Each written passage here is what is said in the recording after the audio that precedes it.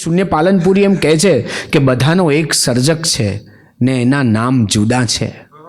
બધાનો એક સર્જક છે ને એના નામ જુદા છે. વસે છે જે બધે એના જ અહીંયા ધામ જુદા છે. નવાઈ તો જુઓ કોઈ આ ભક્તિના સુરાલયની.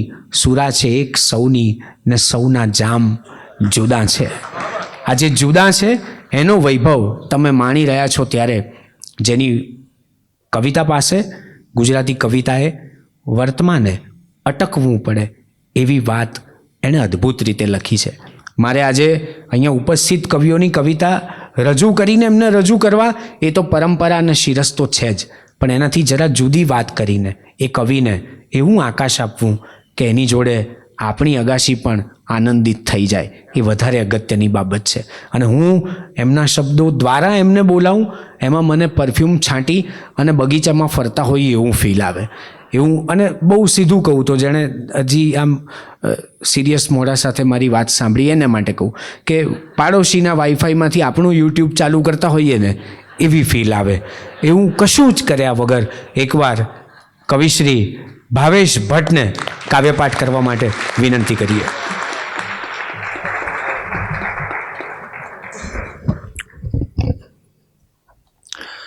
મંચસ્થ કવિઓને આપ સૌને પ્રણામ. ગમે ત્યારે ગમે ત્યાં વહેણ બદલે તો નદીથી દૂર રહેવાનું.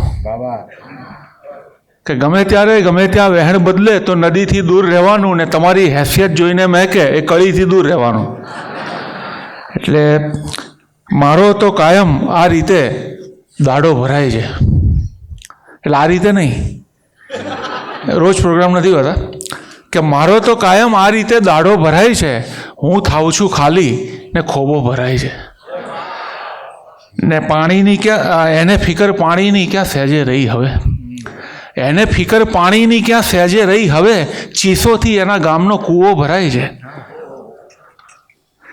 ને નથી હોતી એ કાપડમાં કે અસ્તરમાં નથી હોતી. નથી હોતી એ કાપડમાં કે અસ્તરમાં નથી હોતી. ખુમારી હોય છે આંખોમાં, કોલરમાં નથી હોતી. કે નથી હોતી એ કાપડમાં કે અસ્તરમાં નથી હોતી. ખુમારી હોય છે આંખોમાં, કોલરમાં નથી હોતી.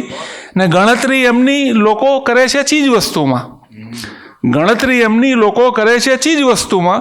જરૂરી ચીજ વસ્તુ જ એમના ઘરમાં નથી હોતી.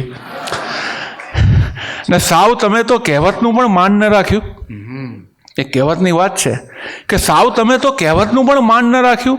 છપ્પર ફાડી નાખ્યું ને કંઈ પણ ના આપ્યું. ને એની ગલીથી નીકળવાનું બંધ કર્યું મેં.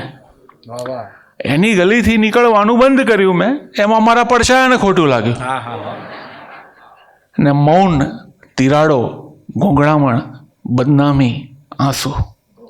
કે મૌન, તિરાડો, ગૂંગળામણ, બદનામી, આંસુ. ના સમજ્યા? મેં તો મારું સરનામું વાંચ્યું. ને તારા માટે હું જ કપાઈ જાઉં આખો. કે તારા માટે હું જ કપાઈ જાઉં આખો. કાપી કાપીને તમારું પત્તું કાપ્યું.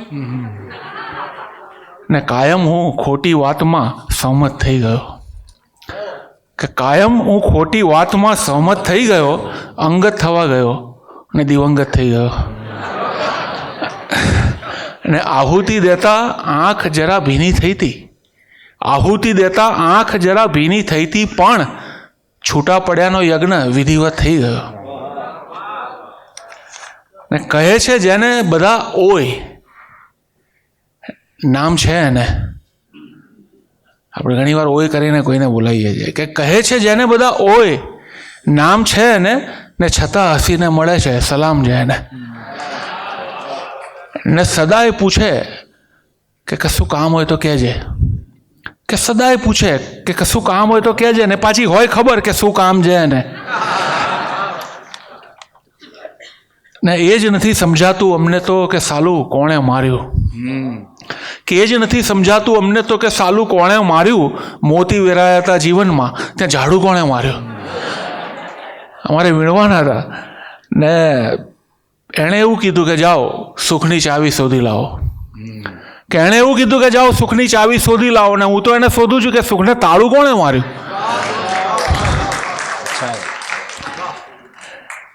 ને સુશોભિત દારૂખાનું હોય છે ફૂટ્યાની પહેલાં, સરસ સજાયેલું હોય કે સુશોભિત દારૂખાનું હોય છે ફૂટ્યાની પહેલાં.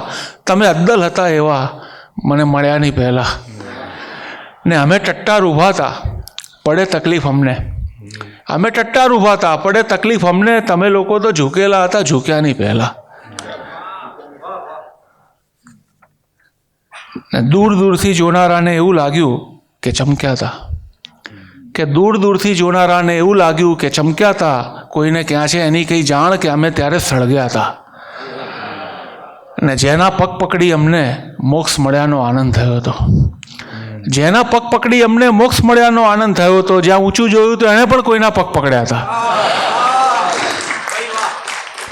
ને બુદ્ધિને ક્યાંક લાગણીએ છેતરી જ હોય, બુદ્ધિને ક્યાંક લાગણીએ છેતરી જ હોય. આ એવી ભૂલ છે કે જે બધાએ કરી જ હોય.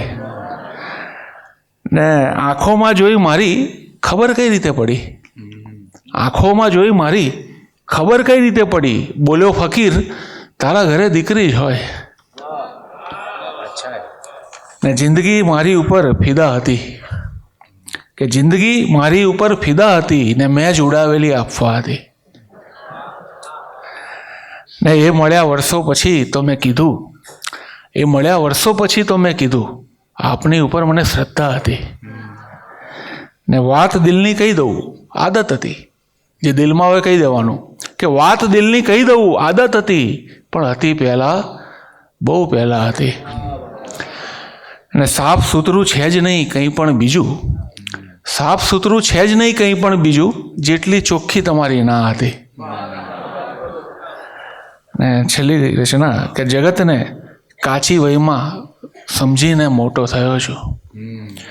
જગતને કાચી વયમાં સમજીને મોટો થયો છું. ને નહોતું જાણવું એ જાણીને મોટો થયો છું. ને ઘણા આ વાત મારી સાંભળી મનમાં હસે છે, કે ઘણા આ વાત મારી સાંભળી મનમાં હસે છે. કહું જો કે હું મનમાં રોઈને મોટો થયો છું. ને એવો સંજોગો જો હિંમત હોય તો સૌને જણાવો. ઓ સંજોગો જો હિંમત હોય તો સૌને જણાવો. કદી કે હાથ તમને જોડીને મોટો થયો છું. ને ગમે તે માપ લાવો ગોઠવાતા આવડે છે, કે ગમે તે માપ લાવો ગોઠવાતા આવડે છે. સગાવાલાના કપડાં પહેરીને મોટો થયો છું. ખૂબ ખૂબ આભાર. Thank you. ક્યા બાત હે, વાહ કવિ વાહ.